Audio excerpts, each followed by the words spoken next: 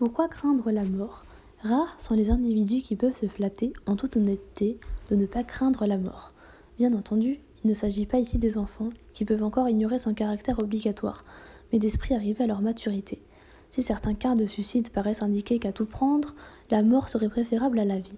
L'analyse des sentiments des suicidés n'est jamais sûre, et l'on peut se demander si, chez eux, la haine de la vie et de ses souffrances ne finirait pas par l'emporter sur une crainte de la mort qui serait en fait universelle. Mais pourquoi l'homme craint-il la mort? Est-ce pour ce qu'elle signifie, représente en elle-même, ou est-ce parce qu'il est assez spontanément attaché à la vie? 1. Une crainte peu raisonnable. S'interroger sur ce qui peut susciter la crainte de la mort, c'est d'abord constater presque obligatoirement qu'elle semble peu raisonnable, ou même peu rationnellement tout fondée, comme craindre en effet ce que nous ne pouvons connaître. Faire ici allusion à la manière dont l'homme, en général, semble se méfier de ce qui lui est inconnu ne semble guère satisfaisant. Car si ce recul devant l'inconnu peut justifier des réactions dans le domaine de la curiosité ou de la connaissance, encore faut-il, pour être efficace, qu'il s'accompagne d'une sorte d'espoir de connaissance. Or, la mort est précisément l'inconnaissable. Elle défie toute approche conceptuelle aussi bien que toute expérience. Lorsqu'on se contente de la définir comme l'interruption ou la cessation de la vie, cela ressemble un peu à une apalissade. Mais peut-on dire autre chose? Heidegger remarque que, pour notre conscience quotidienne, il est incontestable que l'on meurt, mais précisément ce on nous protège, l'anonymat qu'il implique est suffisamment général et flou pour que l'individu ne s'y sente guère concerné. Ainsi, évoquer la mort, c'est ne jamais la penser authentiquement comme devant m'advenir personnellement. Et ce d'autant moins qu'évidemment je n'en ai aucune connaissance indirecte. Je peux avoir vu quelqu'un mourir, ou plus fréquemment un cadavre, mais la mort m'est alors présentée comme un fait qui me reste extérieur, et je ne peux prétendre pour si peu la connaître, puisqu'elle sera, lorsqu'elle surviendra pour moi, un fait concernant le plus profond de mon intimité. L'écart entre la mort d'un autre comme spectacle et ma propre mort s'installe ainsi définitivement comme une non-coïncidence entre ce que je peux en saisir et ce que sera en elle-même.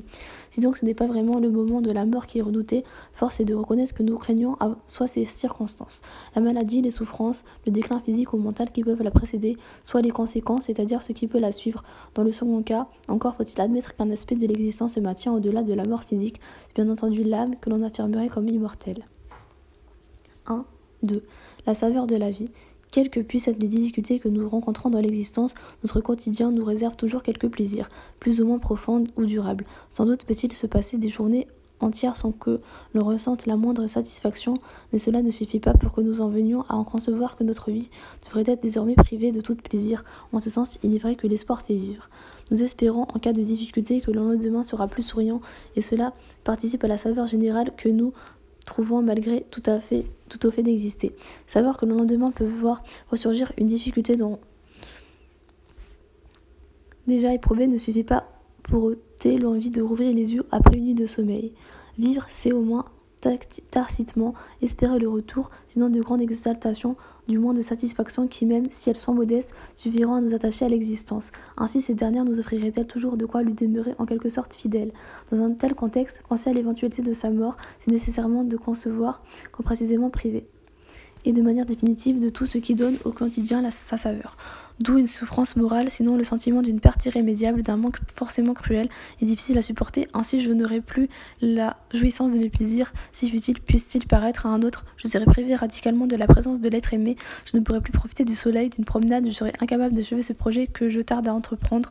Le monde sera toujours là, mais ce sera sans moi, je serai donc privé du monde. Contre une telle crainte, il est inné de réplique que métaphysique, soit en niant radicalement selon le modèle épicurien toute survie de l'âme, pour souligner combien cette anticipation d'une douleur est peu fondée, je ne souffrirai pas, car il n'existera plus aucun être à la place que j'occupe pour souffrir, soit en comprenant la mort comme si intimement liée à la vie elle-même, que sa nécessité apparaisse comme nécessaire et privée de la signification. C'est la solution des stoïciens, l'homme doit être l'homme épi de blé. Moissonné. Et la disparition de l'individu, conçu dans la totalité du monde organisé, n'a aucune importance. Mieux, elle est à ce point intégrée dans l'ordre du monde que le sujet lui-même peut en décider, ou plutôt avoir l'impression qu'il est décidé, en mettant simplement fin à ses jours, soit encore en se considérant qu'au-delà de mon existence, c'est l'humanité qui se prolonge, et que d'une certaine manière, je me prolonge dans l'histoire de ces générations futures. Schopenhauer peut même ajouter que c'est bien mon vouloir vivre qui provoque la douleur parce qu'il s'attache à une existence qui n'a de sens que comme totalité et non comme singularité. Mais le problème réside quand même en ceci que les raisonnements, si impressionnants que puissent-ils être, ne peuvent guère lutter contre l'affectivité, contre l'angoisse ou la panique qui saisit éventuellement le sujet à l'idée de son devoir mourir. 1.3. La crainte de l'au-delà. La situation ne se simplifie pas si on en affirme l'immortalité de l'âme. Ce qui pourrait paraître comme une manière d'échapper à la crainte d'une disparition totale se révèle porteur d'une autre peur. Dans la mesure où l'âme immortelle est bien souvent destinée à être jugée et que la qualité de sa vie posthume dépendra bien entendu de ce jugement, affirmation qui se retrouve bien chez Platon que dans la tradition chrétienne. On peut alors constater que c'est le souci d'une vie posthume heureuse qui retient sur l'orientation de la vie elle-même puisqu'il s'agit de garantir que cette dernière se sera bien déroulée comme il faut. La crainte de ce qui suivra la mort s'accompagne d'une crainte du mal conduire sa vie. Le caractère inconnaissable de la mort disparaît alors derrière les croyances concernant ce qui vient après elle, et ces mêmes croyances suscitent les normes et les règles qui organisent la vie elle-même.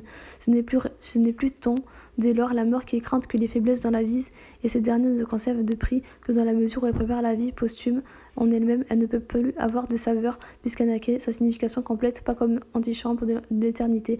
La crainte alors se déplace de la mort vers le quotidien qui est en quelque sorte mis sous contrôle et doit être épuré de tout ce qui a été déclaré malsain, soit généralement ce qui est le contraire de l'âme, le corps dans sa dimension charnelle. Dans un tel contexte, le savoir sur l'après-mort donne à la mort le sens d'un passage, mais refuse que la vie elle-même offre une signification autonome, ce qu'elle a de peu durable, lui ôte la véritable dignité qui appartient à l'éternité. Il apparaît finalement que c'est peut-être moins la mort qui est crainte que ses prémices ou ses conséquences, mais il ne reste pas moins que la mort apparaît scandaleuse à l'individu, croyant ou non, c'est qu'elle vient nécessairement achever ce à quoi il croyait avoir droit par le simple fait de vivre, et qu'il y a sans doute dans l'homme ce que Ferdinand Hacké repère comme un désir d'éternité, évidemment condamné à la pire frustration.